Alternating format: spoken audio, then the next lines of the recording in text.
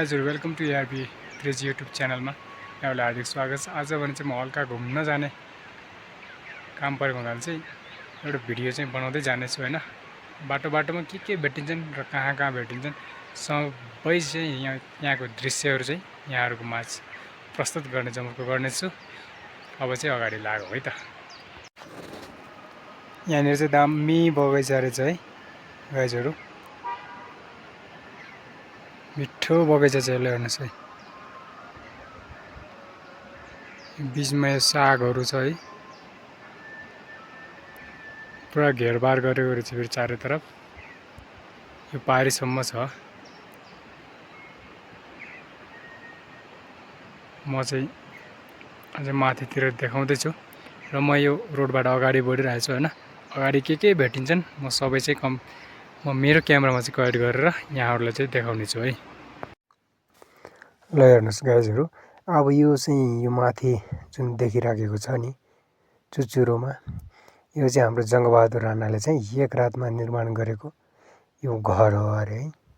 अब आँखाले देखेको चाहिँ होइन हैन, भनेको सुनेको यहीँका मान्छेहरूले यो एक रातमा निर्माण गरेको। ल हेर्नुस् है, हल्का नजिक ल्याउने कोसिस गरिराखेको छु।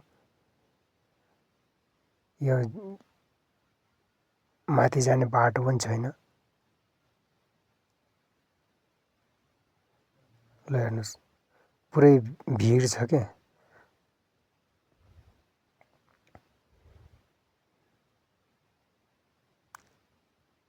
यताको चुचुरोमा एउटा छ, यताको चुचुरोमा एउटा छ हैन। एक रातमा निर्माण गरेको घर।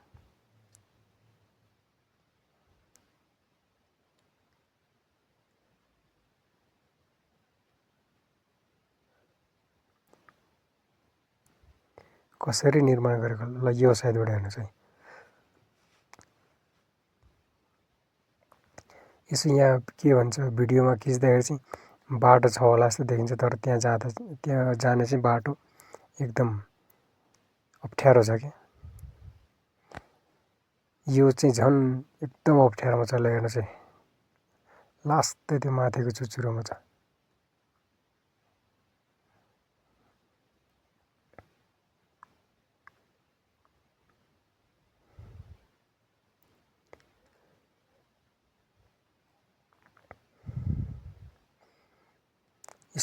यस्तो ठाउँमा एक रातमा कसरी निर्माण गरेको होला कि। ल यताबाट हेर्नुहोस्, यहाँबाट चाहिँ बाटो भनेको चाहिँ नाम निशाना छैन। यस्तो चुचुरोमा छ। ल हेर्नुहोस्, हो माथि एक रातमा निर्माण गरेको।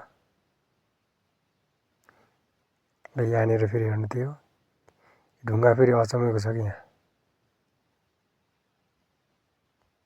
के खालको ढुङ्गा होला?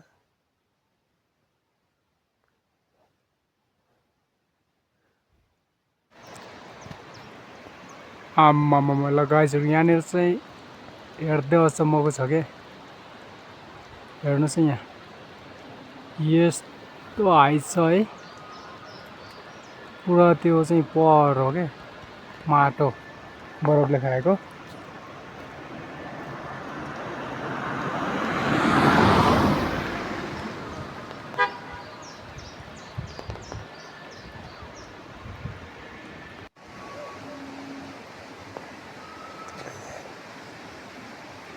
ल्याइदिए हेर्नुहोस् है,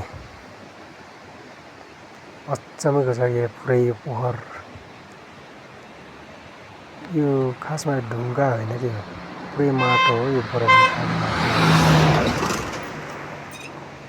म चाहिँ अब खोलातिर। ल हेर्नुहोस्, सललल नदी बगेको छ है। पुरा यो बरफको पानी हो कि फेरि, सर्लक्क ल हेर्नु तलतिर गइरहेको छ।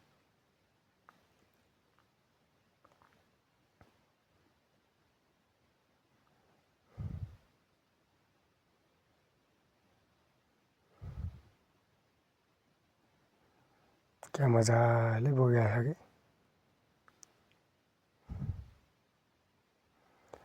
पानी छुनै सकिँदैन। यहाँनिर चाहिँ उनीहरूको चाहिँ पर्व छ, अहिले पर्व चलेको छ। ल हेर्नुहोस् है, बाटोमा चाहिँ बसेर यिनीहरूले चाहिँ जुसहरू पिलाउने काम, यता जाने उता जाने साथी मान्छेहरूलाई चाहिँ जुसहरू पिलाउने गर्छन् यिनीहरूले। यहाँनिर यो पारी त्यो अगाडि मैले देखाएको जस्ट पारीतिर हो यो।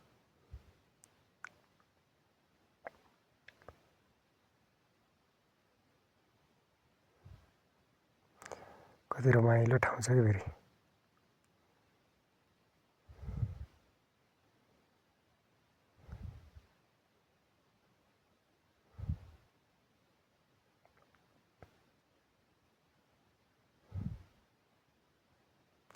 माथि डाँडातिर त फेरि त्यही हो, ती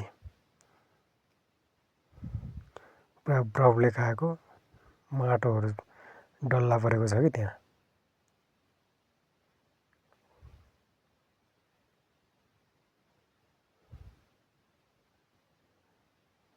ल हेर्नुहोस् त्यो पारी पुरै बरफले खाएको।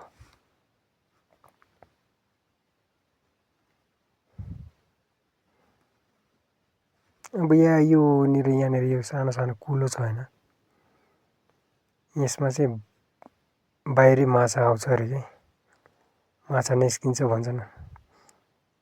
मैले त्यो एउटा पनि देख्दिनँ, हेर्दै जाउँ माछा निस्किन्छ रहेछ या निस्किँदैन कि। यो पानीबाट चाहिँ मान्छे गएर हेरेपछि माछा पुट्ट माथि निस्किन्छ अरे कि। हेरौँ है निस्किँदो रहेछ या छैन रहेछ।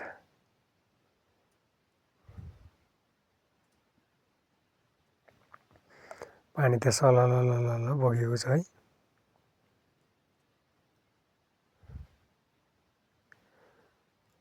माछा पो निस्किन्छ या निस्किँदैन।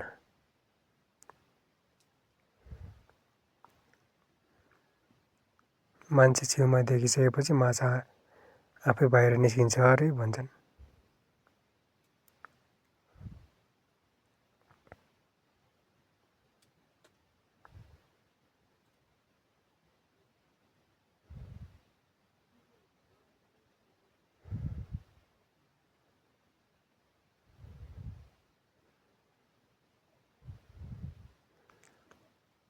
खोइ अहिलेसम्म निस्किँदैन।